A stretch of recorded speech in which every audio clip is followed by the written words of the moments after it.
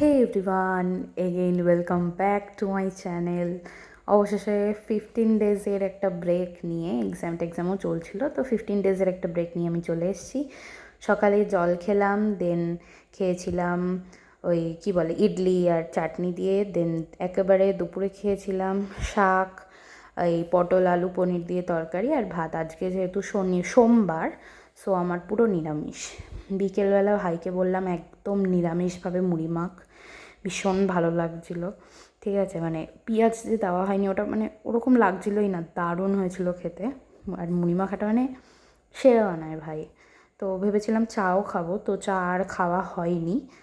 দেন মা দিয়েছিল একটা কুলফি, এটা ম্যাঙ্গো মাখানা আর দুধ দিয়ে বানানো, নো চিনি, হেভি হয়েছিল। আর রাত্রেবেলা আমি খেয়েছিলাম ভাত, দেন ডাল সিদ্ধ, আলু সিদ্ধ, মুগ ডাল সিদ্ধ, যেহেতু নিরামিষ বলে। So tata.